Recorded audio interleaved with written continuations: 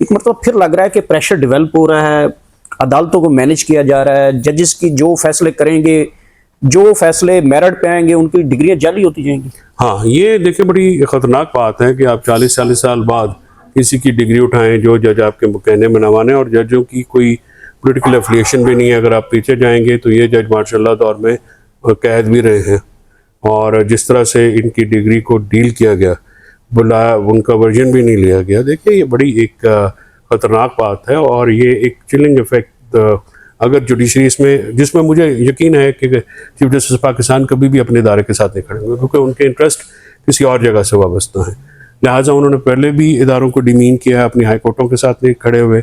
वो एक ऐसे इदारे के साथ बार बार जाते हैं जिसके ज़िम्मे 2024 का जो लियाकत चट्टा की स्टेटमेंट है उसमें उनकी शमूलियत का वो कहते हैं, उन इदारों की चीफ इलेक्शन कमिश्नर का और चीफ इलेक्शन कमीशन इदारे का वो कहते हैं।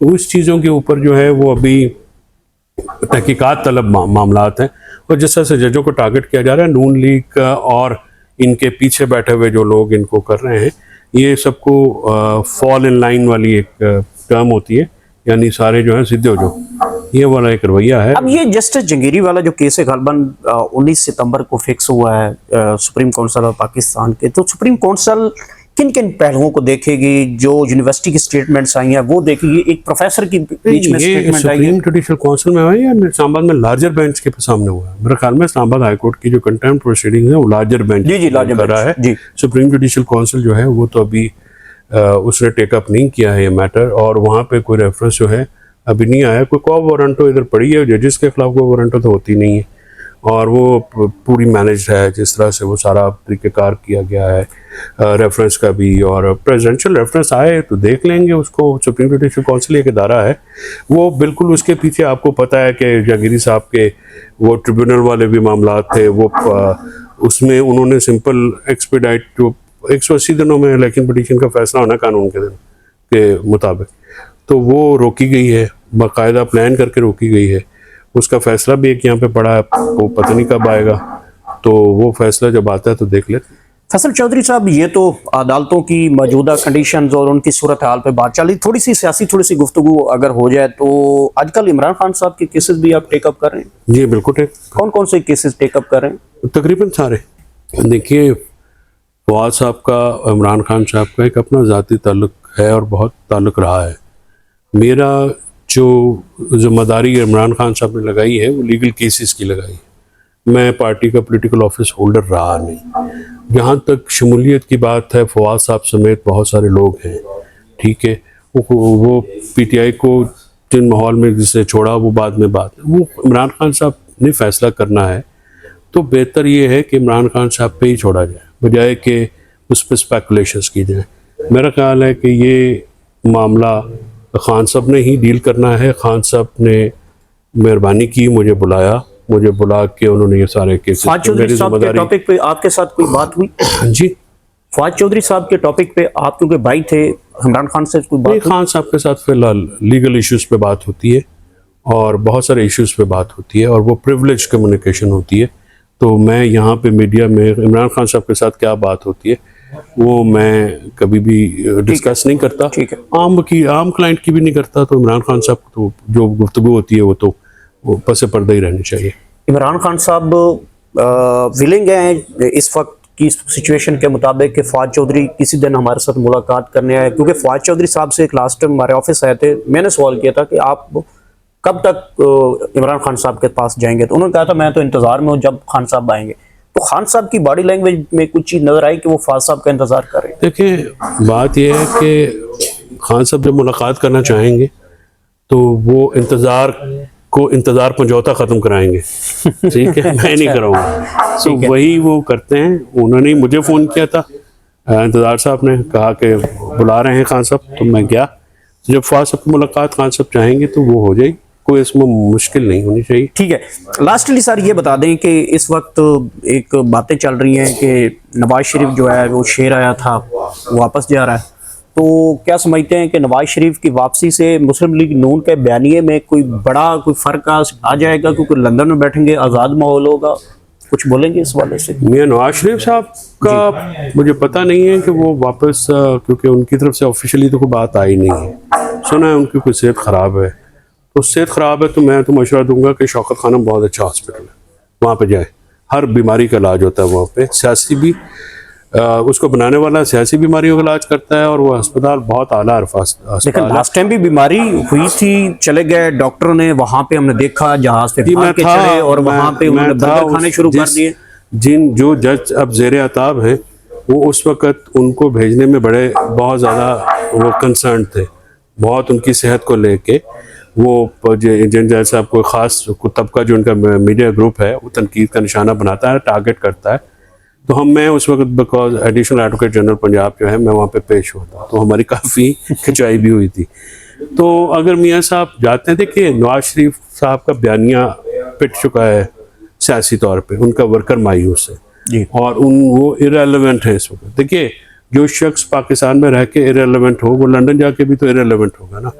तो इमरान खान साहब जेल में होने के बावजूद आप देखिए कब से गुफ्तगू कर रहे हैं, तो इमरान खान के गिर्द ही सियासत घूमती है, इमरान खान के गिर्द मीडिया घूमता है, इमरान खान की शख्सियत के गिर्द ही सब कुछ घूम रहा है, चाहे वो लीगल मामलात हों, पॉलिटिकल मामला, हॉस्टाइल मामलात हों, उसमें इमरान खान सब मरकज़ है। तो इमरान नवाज शरीफ साहब, सर आप सीनियर एडवोकेट भी हैं और सियासी मंजरनामा बड़ा आगाही रखते हैं, पूरी फैमिली आपकी ख़ानदान जो है वो सियासी है। लास्टली ये बताएं कि खान साहब, आपका जो नज़र आ रहा है कि खान साहब बाहर आते हुए कब देख रहे हैं? देखिए अदालतों में पेंडिंग मामलात हैं, खान साहब कोई कानूनी मुकदमात में अंदर नहीं, सियासी मामलात हैं और सियासी हिकमत अमली पीटीआई को अडॉप्ट करनी पड़ेगी। और ये जो पुश है, मतलब जो भी केस बनाए जाते हैं, केस तो बनाए जा रहे हैं, 200 केस हैं, तो सभी आप देखिए तकरीबन ख़त्म हो गए। खान साहब इस वक्त किन केसेस में अंदर हैं, वो सारे सियासी बुनियादों पर बनाएंगे। ये तोशा खाना दो और उनकी बेगम को भी टारगेट किया जाता है। मुज़ाकरात हुकूमत से करने चाहिए, मुज़ाकरात उनसे करने चाहिए जो कुछ डिलीवर कर सकें। अगर हुकूमत डिलीवर कर सकती है तो बिल्कुल करे। मेरा ख्याल में एजेंडा जो है वो रिवाइवल ऑफ द कॉन्स्टिट्यूशन होना चाहिए, रिवाइवल ऑफ डेमोक्रेटिक नॉर्म होने चाहिए, वर्करों की रिहाई होनी चाहिए। उस पर जो शख्स डिलीवर, जो भी धड़ा जो है, चाहे वो इस्टेब्लिशमेंट है चाहे हुकूमत, अगर वो डिलीवर कर सकते हैं तो मुज़ाकरात तो उनके साथ होने चाहिए ना जो डिलीवर कर सकें। बाकी क्या ये जो नया 21 जजेस ला रहे हैं, और कल फिर हुकूमत की जानब से कुछ लोगों के बयानात आ चुके हैं कि काजी साहब एक्सटेंशन चाहते ही नहीं है, तो ये जो 21 जजेस की तादाद बढ़ा के जस्टिस मंसूर अली खान के खिलाफ एक नया सेटअप लॉन्च किया जा रहा है, उनको कंट्रोल करने की एक स्ट्रेटजी हो सकती है, या वाकईतन बड़ी ज़रूरत है सुप्रीम कोर्ट को? नहीं, सुप्रीम कोर्ट में तो ज़रूरत कम ही की है। मैं समझता हूँ कि जो हम लोग एक साइड को फोकस कर रहे हैं, हुकूमत कहे कि फलां शख्स एक्सटेंशन नहीं चाहता, ये तो उनके स्पोक्स पर्सन नहीं है, वो शख्स खुद ने कभी नहीं कहा है। तो जब तक वो खुद नहीं कहते हैं तो तब तक तो ये कहना मुश्किल है। और पाकिस्तान में जो कहा जाता है हुकूमतों की तरफ से, तो अमूमन तो उसके उलट होता है। तो जो जजेस की तादाद बढ़ाई जा रही है, और अगर ये समझा जा रहा है कि उससे कोई सुप्रीम कोर्ट कंट्रोल होगी, तो पहले भी तो जजेस लगाए गए थे। जजेस इंडिपेंडेंट माइंड होते हैं, तो ये कहना कि फलां जज के खिलाफ एक फील्डिंग होगी या फलां चीफ जस्टिस को बांध दिया जाएगा, चीफ जस्टिस को बांधा नहीं जा सकता। ठीक है। और चीफ जस्टिस पाकिस्तान एक बड़ा बावकार इदारा है, उसको बावकार रहने दें। मैं समझता हूँ कि काजी फायज़ ईसा साहब का कंडक्ट ऐसा नहीं रहा जिससे वो इदारा जो है वो बावकार रहा है। उन्होंने उस अदालत, सुप्रीम कोर्ट ऑफ पाकिस्तान को, अदालत उज़्मा को, खुद चीफ जस्टिस के ऑफिस को काफ़ी डिमीन किया है मेरी नज़र में। ठीक है। और जो जहाँ तक आपकी बात यह है कि एक दूसरा पहलू आपके सवाल का क्या था? यही था कि जजेस की तादाद बढ़ाने से क्या, जजेस की बढ़ाने की जो देखिए सबसे ज़्यादा ज़रूरत है इस वक्त। देखिए पेंडिंग केसेस कहाँ पे, पेंडिंग केसेस सबसे ज़्यादा सबॉर्डिनेट जुडिशरी में, ज़िलाई अदालतों में। तो वहाँ पे कॉन्ट्रैक्ट पे लगाए जाएं जजेस, ताकि जो 8,000 जज हैं, 40,000 केस है, तो वहाँ पे वकला से लिए जाएं, ताकि वकला जो हैं, क्योंकि ये इस बार समिति भी है, मैं समझता हूँ बतौर मेंबर बार कि हमारी जो डिस्ट्रिक्ट बार्स हैं उसमें कौन किस्म के जो वकला हैं उनके इंटरव्यूज़ करके उनको कॉन्ट्रैक्ट पे ले लें। 2-2 साल, 3-3 साल, 4-4 साल, ताकि बैकलॉग कम हो। ठीक है। अच्छा फैसल साहब, ये मुझे बताएं कि जो काजी साहब जब ये चीफ जस्टिस के इंतखाब के लिए आ रहे थे, उनका नोटिफिकेशन 3 माह पहले हुकूमत कर देती है, और जस्टिस मंसूर अली खान का अभी तक ताहाल नोटिफिकेशन नहीं हुआ। इसके पीछे हुकूमत की कोई पॉलिसी नजर आ रही है? वजह क्या सामने आ रही है? बदनीति है ना। मंसूर अली शाह साहब का नोटिफिकेशन जो है, एक रवायत अगर आपने 3 महीने पहले डाली थी, बंदयाल साहब पसंद नहीं थे, तो काजी का 3 महीने पहले आपने कर दिया, तो मंसूर शाह साहब का करें था। लेकिन ये जो कन्फ्यूजन है, ये जो स्मोक है, ये हुकूमत समझती है कि उनको फ़ायदा है इस चीज़ का। और नून लीग की तो एक तारीख़ है, उसमें सुप्रीम कोर्ट के ऊपर हमला भी शामिल है, वो रिकॉर्ड पे बातें हैं। अदालतों पनामा के दौरान इन्होंने जिस तरह से धमकियां लगाई जजेस को, उनके ख़ानदान को, उसमें वो जजेस तगड़े थे, फिर उन्होंने सज़ाएँ भी दी।